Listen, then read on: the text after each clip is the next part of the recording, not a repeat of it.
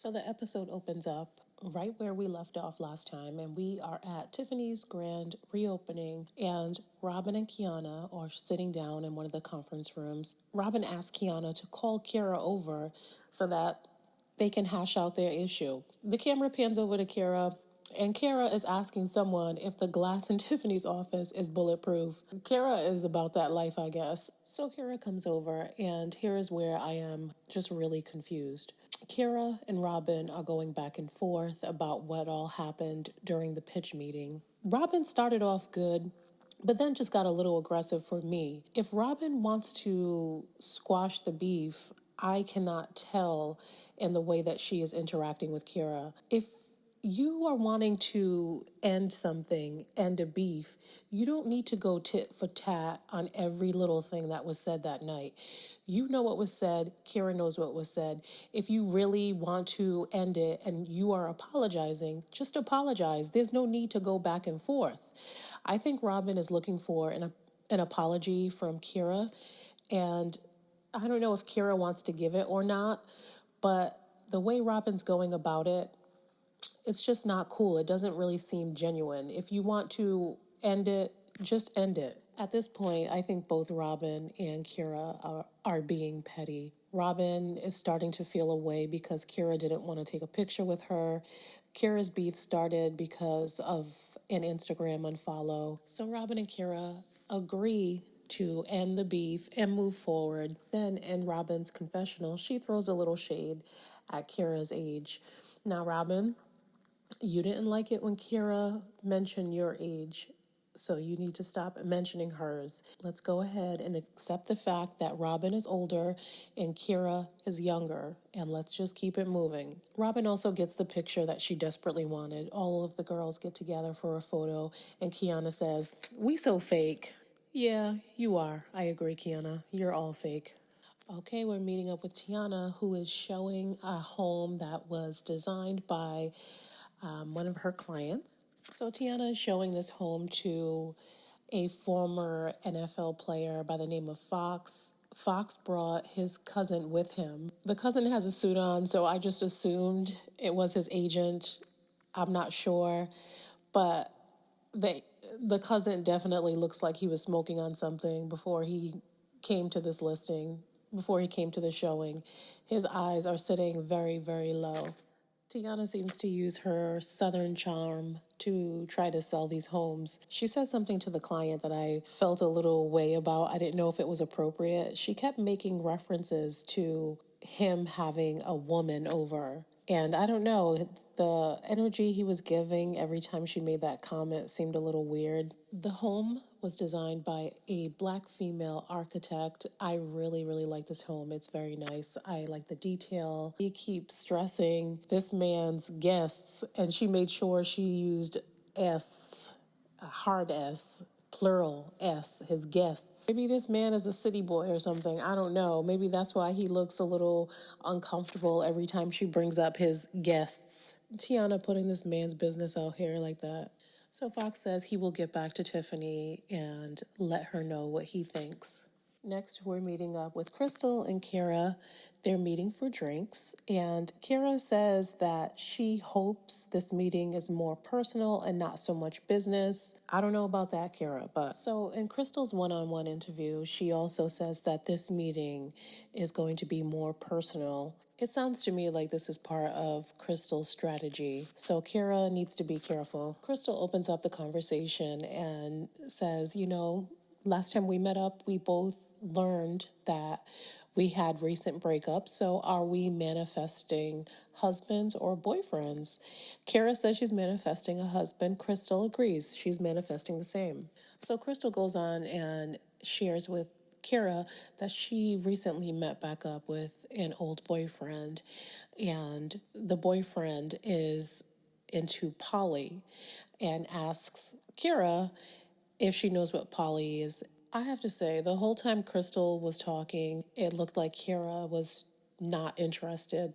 I think Kira is definitely there for the free drinks and maybe a meal. This man that Cristyl is reconnected with has apparently invited her to some type of poly party. And now Cristyl wants to invite Kira to this poly party. So, I mean, ladies, weren't we just talking about manifesting a husband? How do we go from manifesting a husband to going to what sounds like an orgy? I'm confused. And another thing, Cristyl, are you trying to proposition Kira not only for her business, but also for her to be your sister wife? I don't know. I don't know what is going on in Atlanta, but you can miss me with that BS. Thanks. Oh, hold up. Hold up. Hold up. Quiana has business? Okay. 5 episodes in, and we finally get to see Quiana actually working. Her office looks really nice too. Okay, so Quiana has officially been in business for 1 year and she wants to have a party. Quiana is giving a speech to her team, it looks like. And Quiana says that they sold 50 million. I don't know. She said it's at the end of the quarter, so I don't know what quarter this was, whether it was fourth quarter or third quarter, I don't know. But 50 million for what they claim was luxury real estate, is that actually a milestone? I don't know. You tell me. So Quiana decides to have a celebration for her 1 year anniversary. Okay, and since we're in Atlanta, we have to front to the max. So we're going to have the gathering at the Waldorf Astoria. Now, I want to make it clear, because this is how my mind works. This celebration is not for the amount of sales. This celebration is for the 1 year anniversary. Okay, let's go. Quiana seems like she's awesome to work with. She definitely gives props and gives praise to her agents. Congratulations on your 1 year anniversary, Quiana. Because Lord knows, I was starting to think that you did nothing more than collect bones like Miss Sheree. Okay, now we're heading over to Crystyl's. And Crystyl's dad is paying her a visit.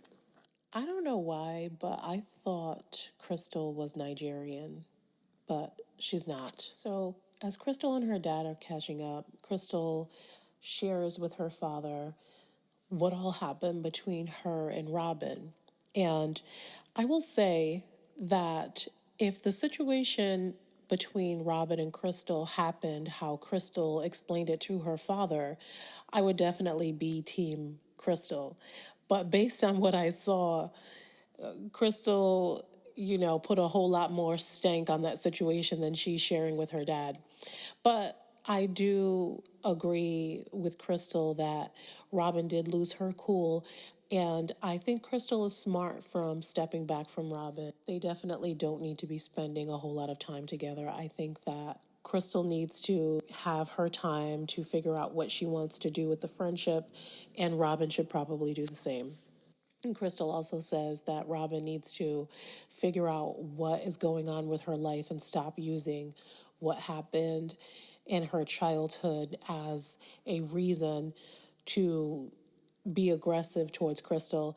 And I definitely agree with that. Cristyl has a great point. I think Robin needs to get it together. And I don't know why these two act the way they do, but it definitely seems like Robin lashes out towards Cristyl, but it also seems like Cristyl provokes Robin, and she purposely provokes her, it seems. Like I always say, these two just need to stay away from each other because they are just like oil and water. They do not mix. Okay, then in Crystyl's one-on-one interview, she says something that I completely disagree with. Cristyl claims to be a straight shooter. I think that is definitely a lie. I don't think Cristyl is a straight shooter because if you look at the footage from that pitch meeting, it definitely seemed like Cristyl had formed some type of alliance with Kira and Quiana. But at the same time, I do think Cristyl is right. Cristyl needs to have some boundaries and Cristyl needs to have some expectations. And if Robin cannot respect Crystyl's boundaries or cannot meet Crystyl's expectations, then I think Cristyl is doing the right thing and not being friends with Robin.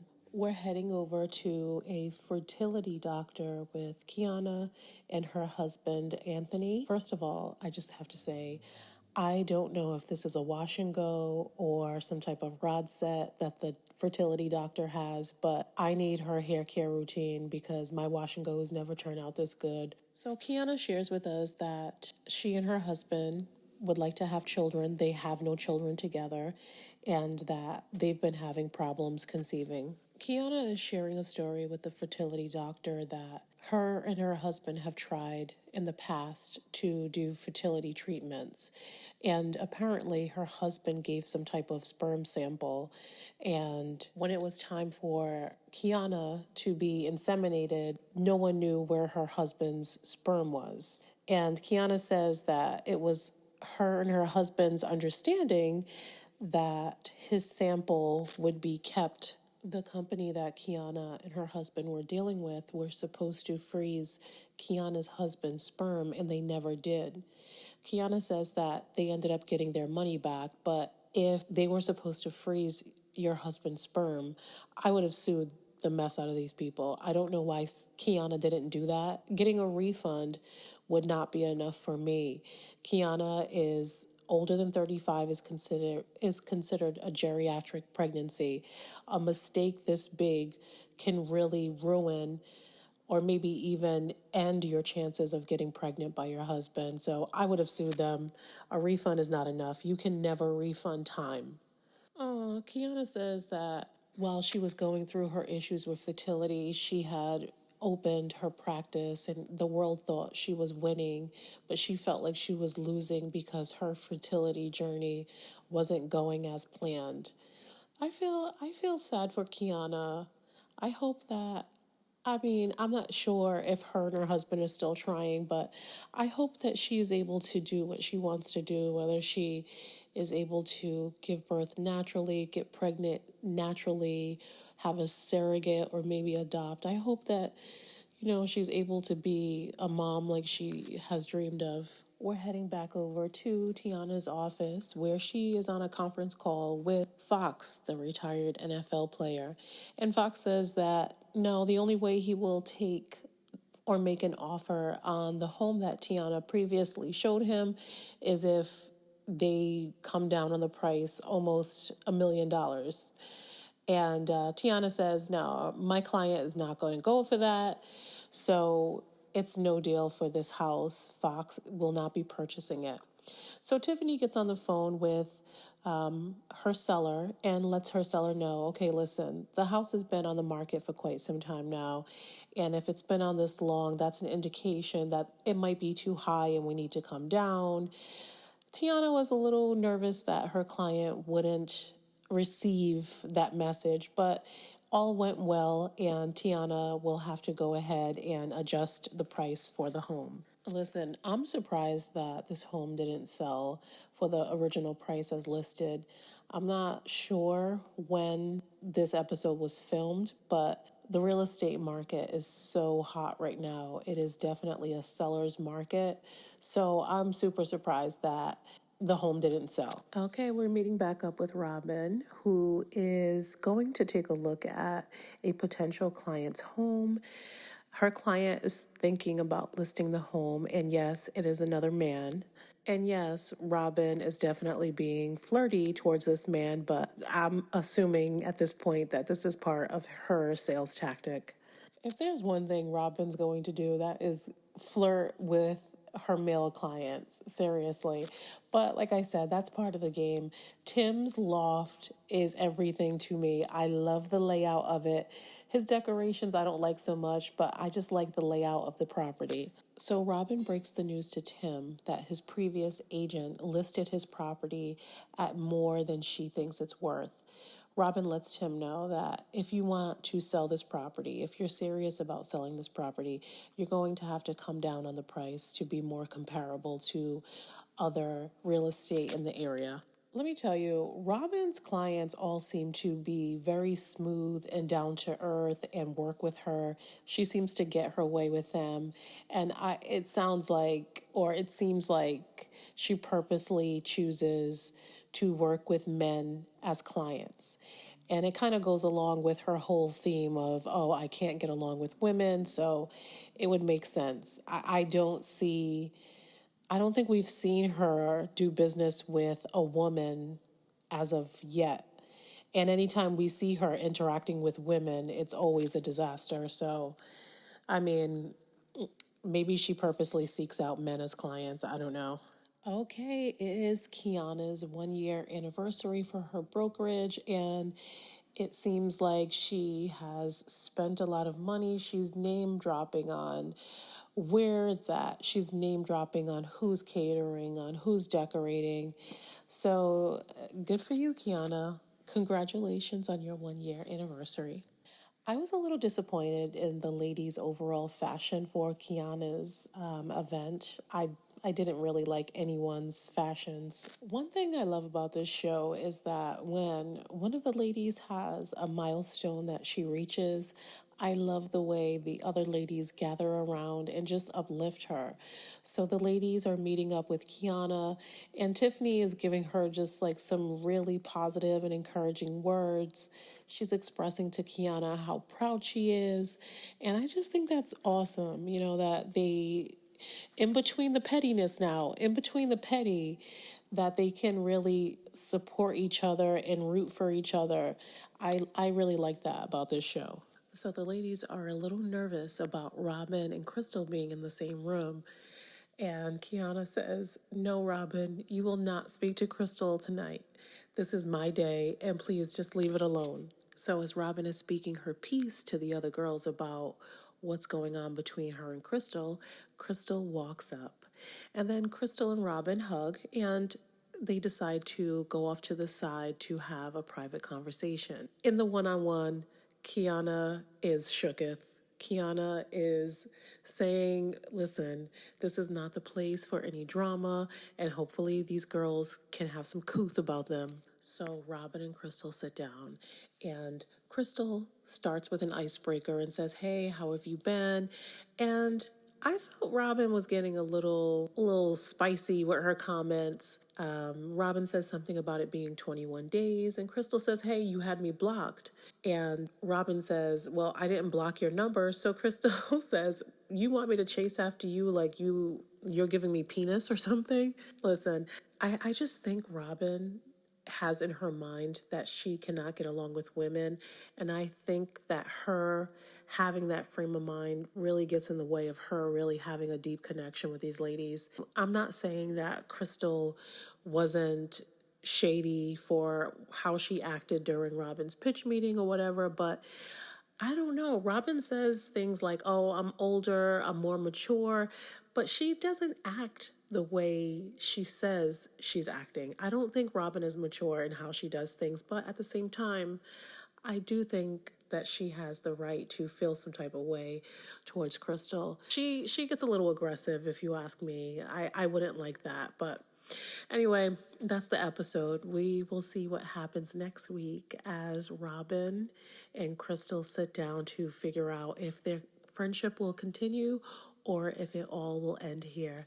I'll talk to you soon. Have a good night. Bye. Make sure to like, comment, and subscribe. Thanks.